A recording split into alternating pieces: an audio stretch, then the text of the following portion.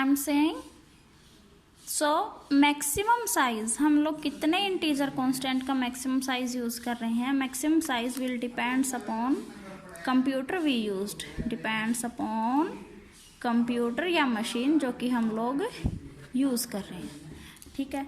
After this let us discuss some examples.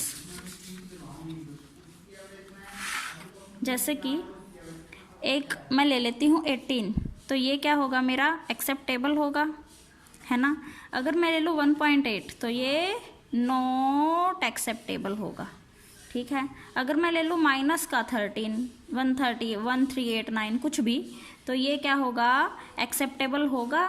अगर मैं ले लूँ माइनस प्लस 1389 तो ये नॉन एक्सेप्टेबल होगा। आई मेरी बात समझ।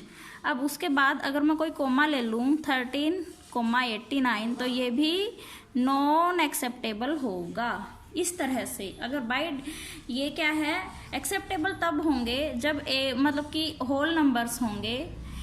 ये एक साइन हो भी सकता है और नहीं भी। जैसे इसके सामने देखो मैंने बाय डिफ़ॉल्ट कोई साइन नहीं लगाया तो इसको by default as a positive treat किया जाएगा, और इसके सामने साइन लगाया तो इसे by default as a negative treat किया जाएगा, और ये दोनों क्या होंगे, एक्सेप्टेबल। यहाँ पे क्या है, डेसिमल पॉइंट आया नॉन।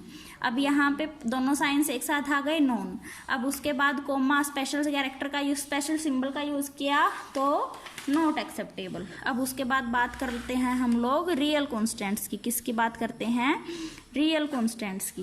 रियल कॉन्स्टेंट्स मेरे वो हैं जो कि एक फ्रैक्शनल पार्ट मस्ट होता है, must have fractional part, must have fractional part with decimal symbol, with decimal point, must have fractional part with decimal point। अब ये मेरे एक्सपोनेंशियल भी हो सकते हैं और डेसिमल फॉर्म में भी हो सकते हैं।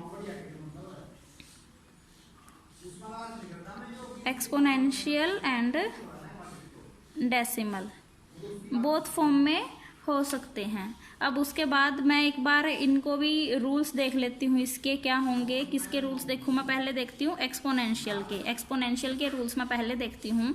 तो देखो एक्सपोनेंशियल जो मेरे होते हैं डिजिट्स, या एक्सपोनेंशियल जो मेरा कॉन्स्टेंट्स होते हैं, इनके दो पार्ट होते हैं। एक होता है मैंटिसा और एक होता है एक्सपोनेंट,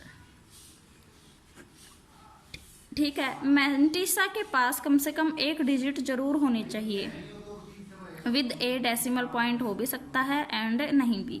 बट हम लोग as we are saying that we are using fractional constants, then it must have a decimal point. तो मैंटिसा के पास 1 digit with decimal point, 1 digit with decimal point. Mantissa के पास क्या होना चाहिए, एटलीस्ट एक डिजिट होनी चाहिए विद डेसिमल पॉइंट। सेकंड क्या है, mantissa is followed by letter E and its exponent value. मतलब कि मैंटिसा फॉलो करना चाहिए लेटर ई से और एक्सपोनेंट वैल्यू से। ई के साथ ही तो होगी जो उसकी एक्सपोनेंशियल वैल्यू होगी वो, ठीक है। अब उसके बाद यही बात मैं फिर से कहूँगी कि प्लस साइन भी हो सकता है और माइनस साइन भी हो सकता है। अगर बाय डिफ़ॉल्ट हम लोग कुछ नहीं देते तो उसे एज ए पॉजिटिव ट्रीट किया जाएगा। Fourth one is special characters मेरे यहाँ भी अलाउड नहीं होते, स्पेशल कैरेक्टर्स अलाउड नहीं होते, और स्पेशल सिंबल्स भी अलाउड नहीं होते, नोट सिंबल्स एंड अल्फ़ाबेट्स। ई को छोड़ के, ई तो जैसे आएगा ना तभी तो एक्सपोनेंशियल को हम लोग रिप्रेजेंट कर पाएंगे। अल्फ़ाबेट्स कुछ भी अलाउड नहीं होता, ओनली न्यूमेरिकल वैल्यूज अलाउड होती हैं, ठीक है। And the last one is same, maximum size की हम लोग कितना यूज़ कर सकते हैं। मैक्सिमम साइज़ डिपेंड करता है मेरा कंप्यूटर टू कंप्यूटर, ठीक है। हम लोग किस तरह इस सिस्टम का यूज़ कर रहे हैं उसकी मेमोरी के ऊपर डिपेंड करता है कि हम लोग मैक्सिमम साइज उसमें कितना यूज़ कर सकते हैं। एक बार एग्जांपल हम लोग इसके देख लेते हैं। जैसे कि मैं लेती हूँ, जैसे मैंने लिया 8.26 E - 26, 8.26e माइनस 26। ये देखो मेरे पास क्या था, ये पार्ट तो क्या हुआ मेंटिसा, और ये पार्ट क्या हुआ एक्सपोनेंट। मेंटिसा को फॉलो किया लेटर ई से विद इट्स एक्सपोनेंशियल वैल्यू। इसको हम लोग ओपन करके कैसे लिख सकते हैं, 8.26 इंटू 10⁻⁻ माइनस 26। इसी तरह से अगर मैं ले लूँ जो एक बात और कि जो ये मेरी एक्सपोनेंशियल पार्ट होगा ना, ये जो एक्सपोनेंशियल पार्ट होगा ये हमेशा इंटीजर होना चाहिए। क्या है, sixth rule is exponential part, मतलब कि एक्सपोनेंट पार्ट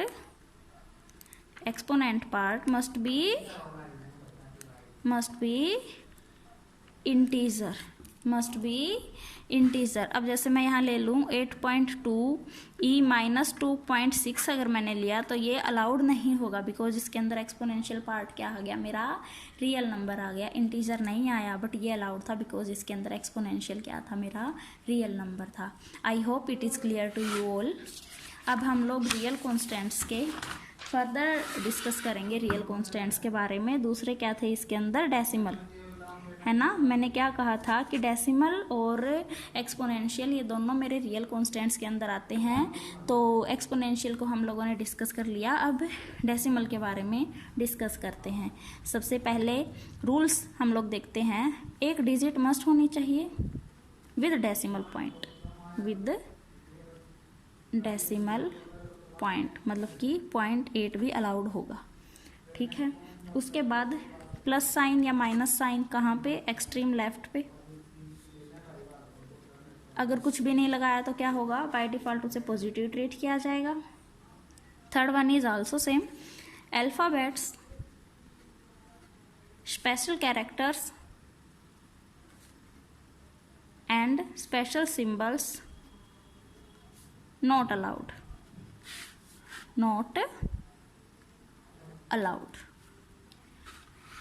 इसके एग्जाम्पल्स के बारे में डिस्कस करते हैं। जैसे कि मैंने लिखा 4.8 अलाउड होगा, ठीक है। अब मैं लिखती हूँ 0.29, ये भी अलाउ होगा। बट अगर मैं लिखूँ इसे 4,8.9 नॉट अलाउड होगा, ठीक है। अगर मैं इसको लिखती हूँ जैसे कि ये 7, तो ये भी non allowed, because special symbol का यूज़ कर लिया, नॉन अलाउड होगा। आगे मेरी बात समझ। अब उसके बाद हम लोग लास्ट में डिस्कस करते हैं कम्प्लेक्स कांस्टेंट के बारे में। किसके बारे में डिस्कस करेंगे, कम्प्लेक्स कांस्टेंट के बारे में। तो कम्प्लेक्स कांस्टेंट क्या होते हैं मेरे, वो होते हैं जिनका कि एक रियल पार्ट भी होता है और एक इमेजिनरी पार्ट भी होता है।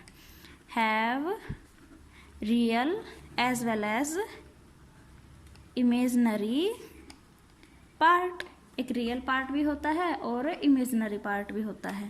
अब जैसे कि हमारा ये होता है, जैसे मैं ले लूँ 5.8 आयोटा अगर मैंने लिया, तो जो मेरा कंप्यूटर होता है ना बेटा, वो इसको अंडरस्टैंड नहीं कर सकता फोर्ट्रैन लैंग्वेज में। तो इसीलिए हम इन दोनों को अलग अलग से as a real numbers represent करेंगे, तब जाके मेरे कंप्यूटर के अंदर फोर्ट्रैन में वो एक्सेप्टेबल होते हैं। जैसे कि मैं लिख दूँ 5,8, तो इसे जब वो ओपन करेगा इस ब्रैकेट को, तो वो लिखेगा 5 प्लस आयोटा 8, अपने आप आ जाएगा ये, ठीक है। अब उसके बाद इसका एक सिंटैक्स भी एक हम लोग देते हैं, रियल 1 एंड कोमा रियल 2। हम लोग ऐसे इसको रिप्रेजेंट करते हैं कम्प्लेक्स नंबर को फोर्ट्रैन के अंदर, ठीक है। अब उसके बाद जैसे कि मैं लिख दूँ, अब मैं देखती हूँ कि कौन कौन से एक्सेप्टेबल होंगे और नहीं होंगे। मैंने लिखा 3.2 एंड माइनस 5.9, तो ये एक्सेप्टेबल होगा। क्यों, ये भी रियल नंबर है, ये भी रियल नंबर है, तो ये क्या होगा 3.2 प्लस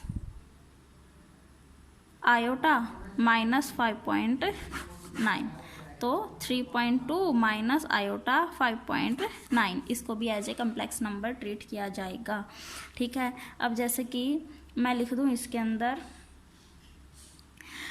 ये देखो, ये मैंने एक एग्जांपल दिया था तुम्हें स्टार्टिंग में 5 + 8 आयोटा।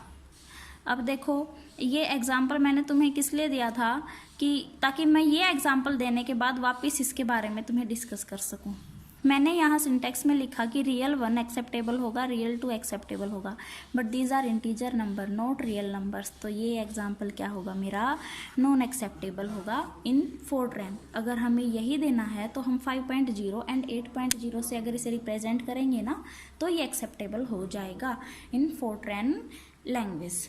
ठीक है, अब उसके बाद बात करते हैं हम लोग नॉन न्यूमेरिक कॉन्स्टेंट्स की। किसकी बात करेंगे हम लोग अब, नॉन न्यूमेरिक कॉन्स्टेंट्स की। नॉन न्यूमेरिक के अंदर मैंने फर्दर तुम्हें 2 पार्ट्स बताए थे, एक था मेरा कैरेक्टर कांस्टेंट और एक था मेरा लॉजिकल कांस्टेंट। ठीक है, अब जैसे कि ये नॉन न्यूमेरिक कांस्टेंट होते हैं, ये मेरे किसी तरह की अर्थमेटिक कैलकुलेशन करने के लिए यूज़ नहीं होते। जैसे कि अभी 1.8 प्लस 2.9 हमें इस टाइप की कैलकुलेशन तो इससे करेंगे नहीं, बिकॉज ये नंबर्स नहीं होते। ये अर्थमेटिक कैलकुलेशन तो ओनली नंबर्स के साथ ही की जा सकती है। तो अर्थमेटिक कैलकुलेशन हमेशा, क्या कहा मैंने, अर्थमेटिक कैलकुलेशन तो मेरी की जाती है न्यूमेरिक कॉन्स्टेंट्स के साथ, लेकिन जो ये नॉन न्यूमेरिक कॉन्स्टेंट्स होते हैं इनके साथ अर्थमेटिक कैलकुलेशन नहीं की जाती। ठीक है, अब उसके बाद एक बार हम लोग इनके बारे में बात करेंगे कि कौन से होते हैं। कैरेक्टर कांस्टेंट, अब इसमें मेरे 2 टाइप के कैरेक्टर्स अलाउड होते हैं, capital as well as small.